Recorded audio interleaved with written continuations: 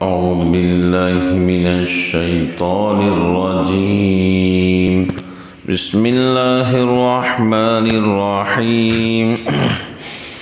وما أبرئ نفسي إن النفس لأمارة بالسوء إلا ما رحم ربي إن ربي غفور رحيم.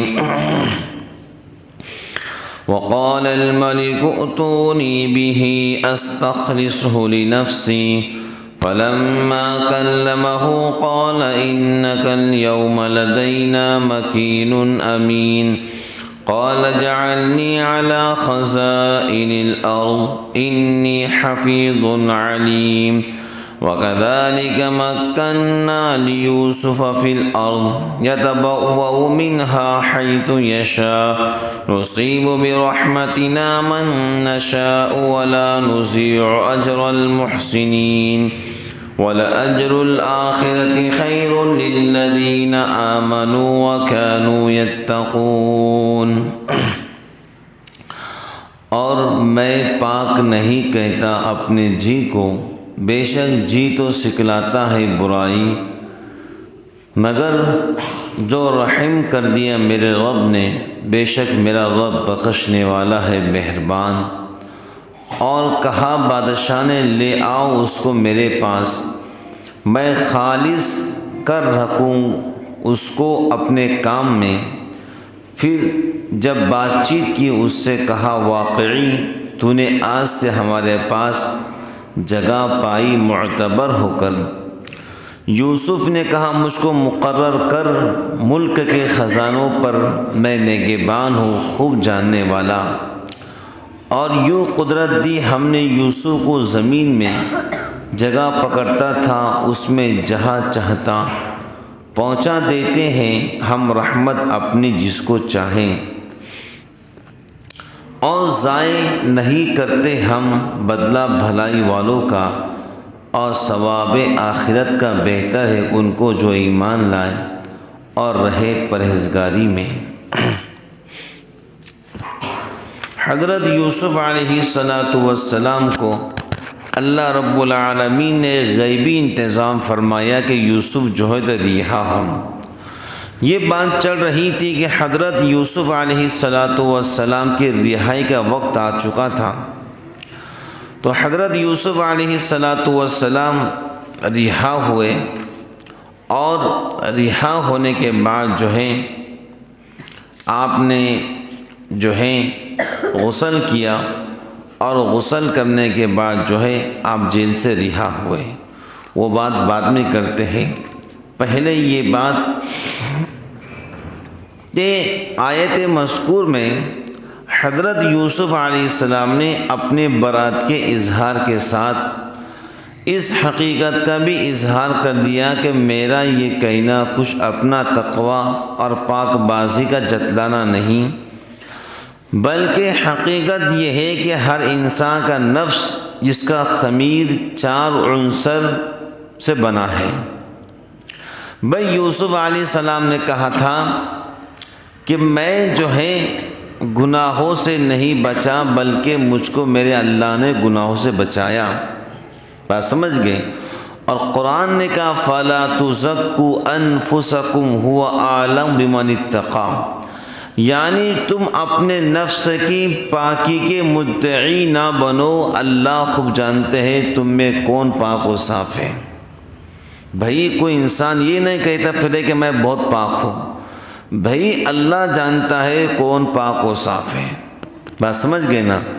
بھائی اللہ رب العالمین ہر ایک کو جانتے کون کیسا ہے، کون کھرا ہے کون کھوٹا ہے، وہ تو اللہ جانتے ہیں. لیکن ہم کسی کے بارے میں جو ہے یہ نہیں کہہ سکتے کہ یہ کھرا یہ کھوٹا ہے. بات سمجھ گئے؟ اور خود اپنے بارے میں نہیں کہہ سکتے کہ میں بہت پاک ہوں. اللہ کہہ رہے پاک وہی ہے جس کو ہم کہیں.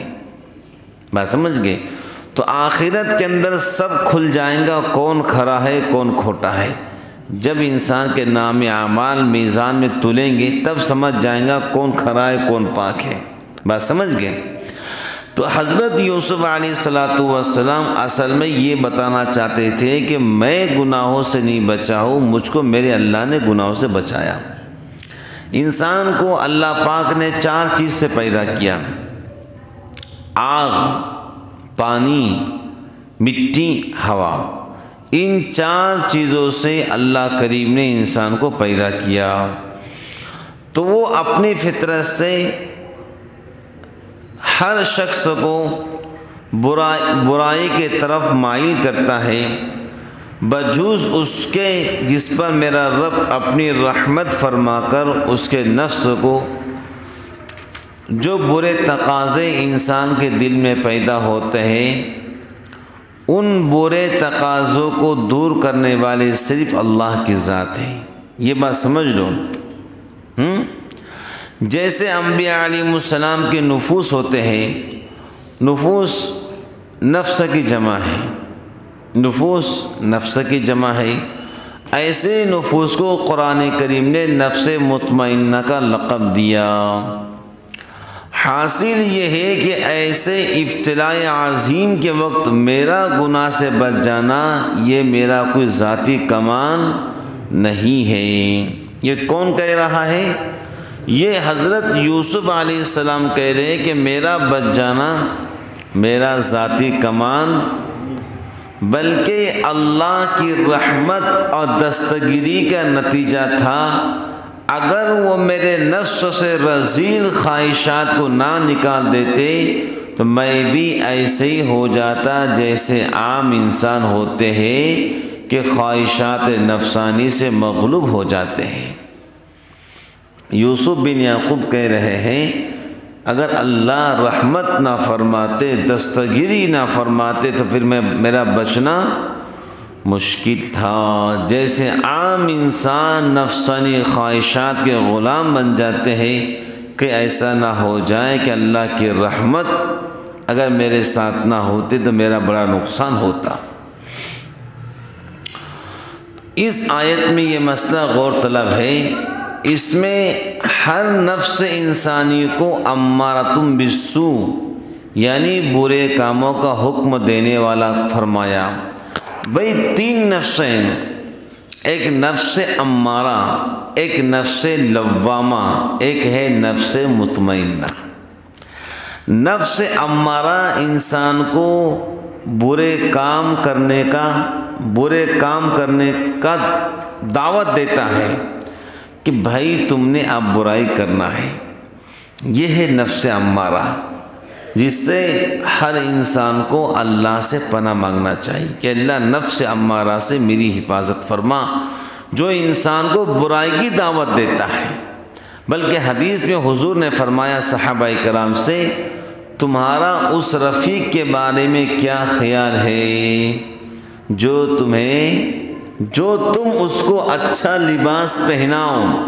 سنو، تمہارا اس رفیق کے بارے میں کیا خیال ہے جس کو تم اچھا لباس پہناؤ، اچھا کھلاؤ، اچھا بچھاؤ؟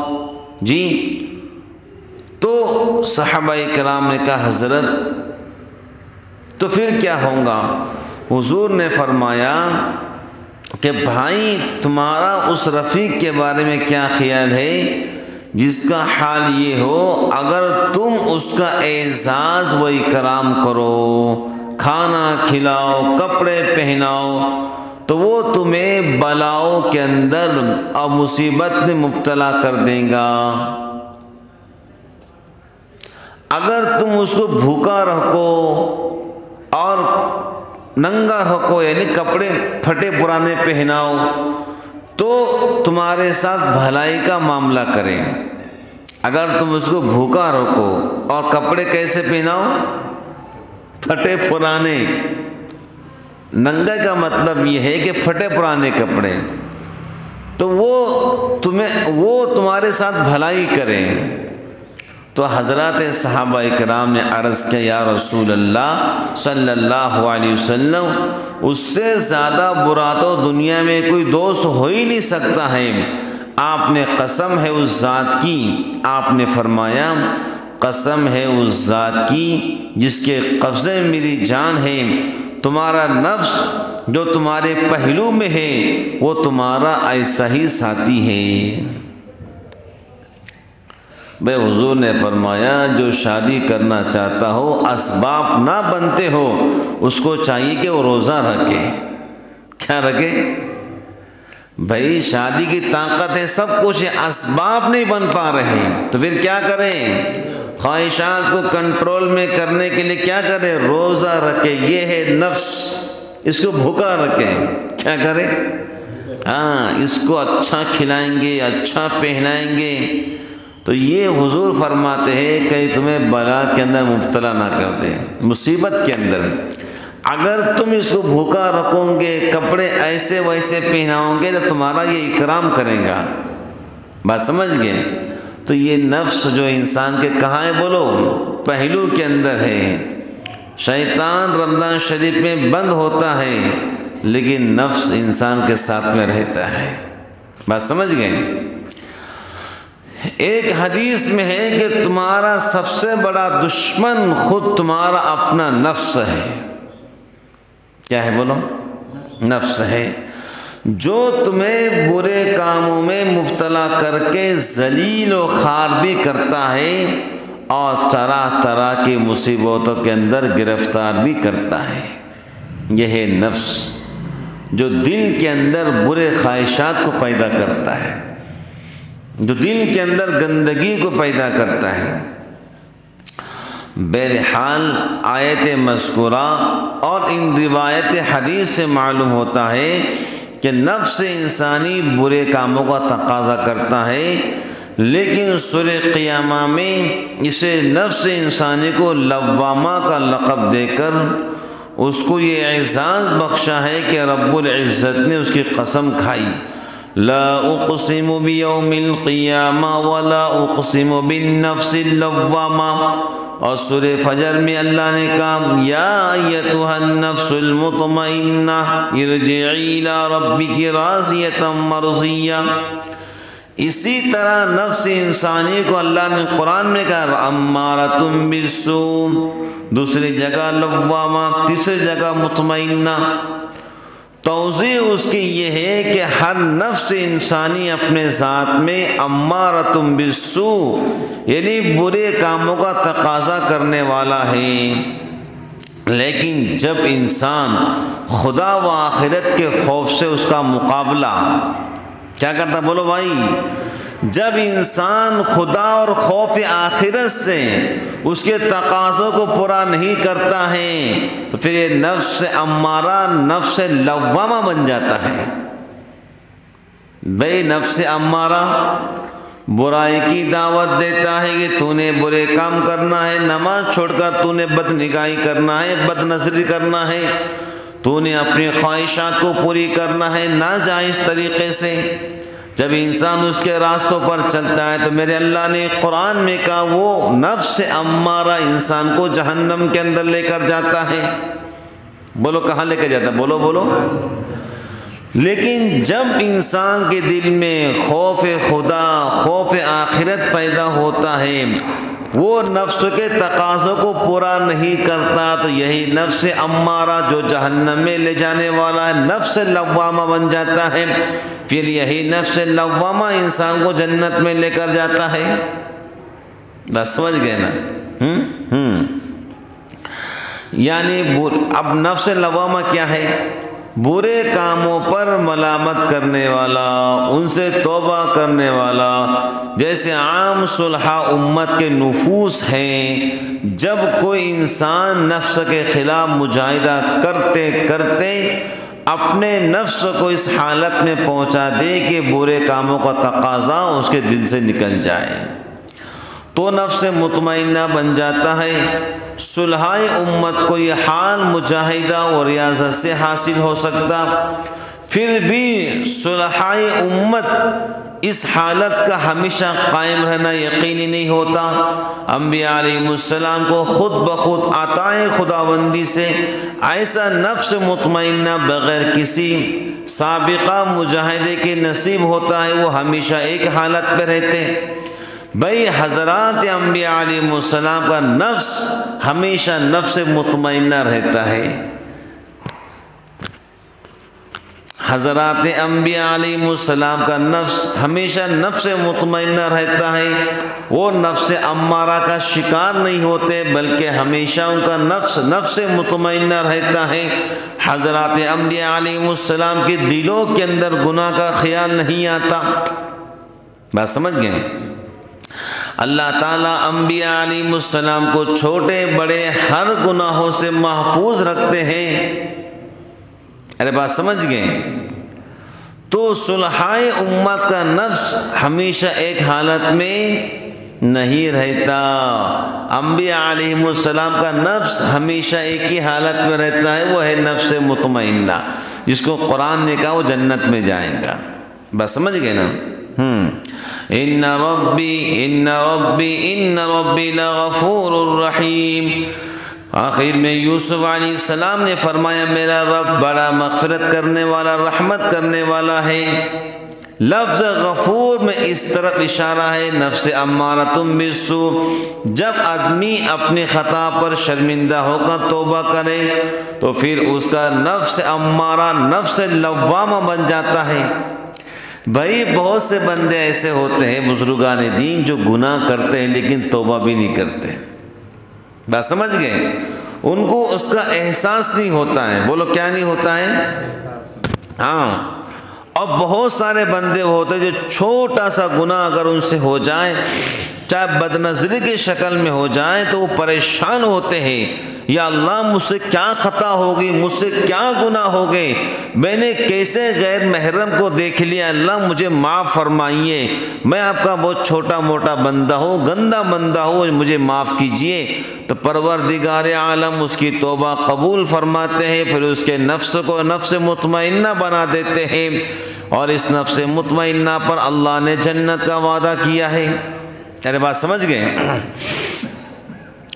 اب آگے بات آ رہی ہے، اللہ بڑے غفور ہے، اللہ رحمت والے ہیں۔ تو بزرگان دین دعا کرو اللہ ہم سب کو نفس مطمئنہ عطا فرمائے، آمین۔ آمین تو کہا کرو، میں تو چیخ چیخ کے بیان کرتا، تم آمین میں نہیں بولتے، کیا بات ہے، سستی غالب آ گئی۔ اللہ نے قرآن میں کہا وَجَعَلْنَا اللَّيْلَ لِبَاسًا وَجَعَلْنَا النَّهَارَ مَعَاشًا، رات ہم نے آرام کے لیے بنایا، دین کام کے لیے بنایا، سورج نکل گیا پھر نیند کائے کی؟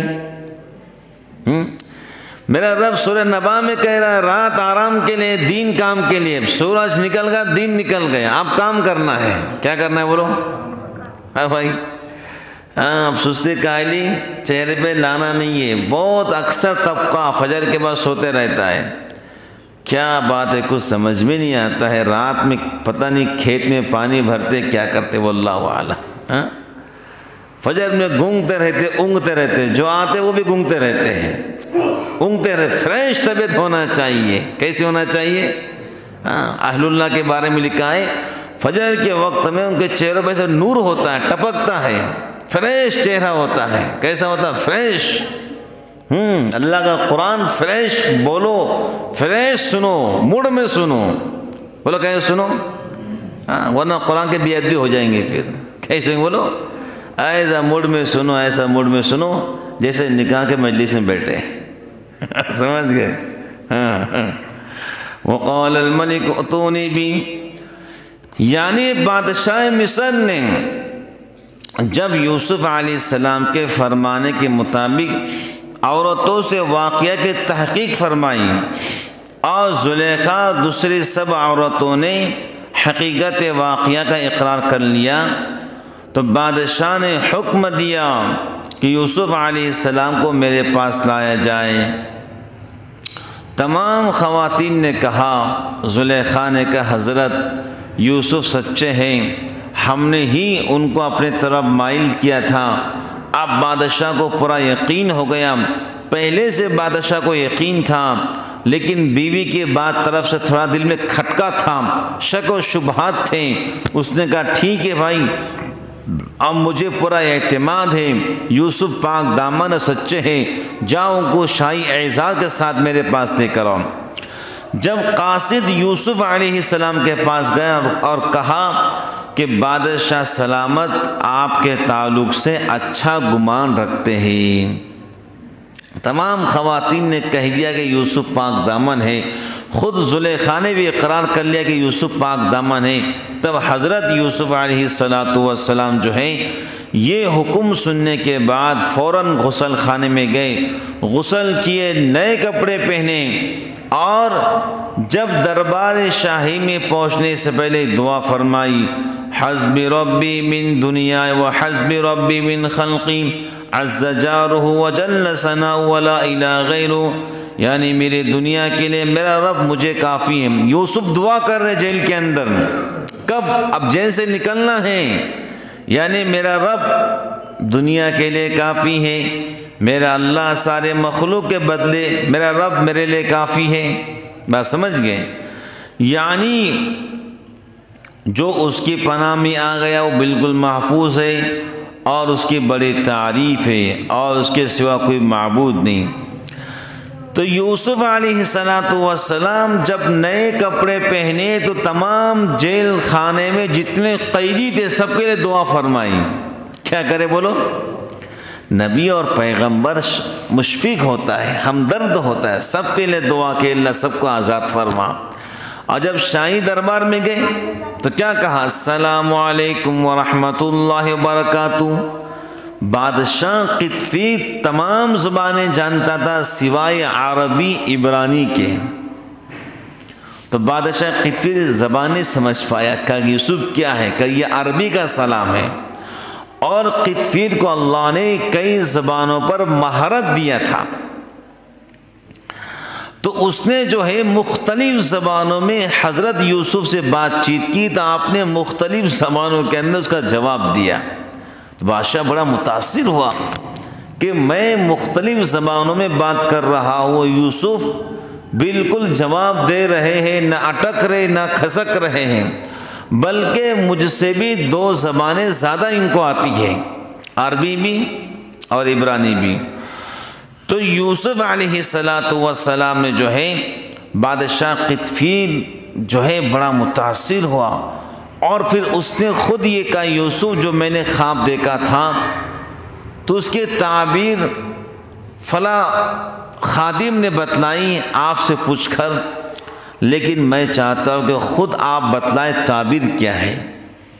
تو حضرت یوسف علیہ السلام نے جو خواب کی تعبیر بتلائی، اور بادشاہ قطفین نے اس کو جو ہے اپنا حضرت یوسف کو وزیر خزانہ بنایا، اور پھر اس کا انتقال ہوا، اور پھر زلیخا سے آپ کا نکاح ہوا نہیں ہوا، یہ ساری باتیں انشاءاللہ کل آپ کے سامنے آئیں گی، تاکہ آپ فریش موڈ کے اندر آئیں اور ہم بھی اللہ کا کلام فریش موڈ کے اندر سنائیں، تو انشاءاللہ سب کو فائدہ ہو۔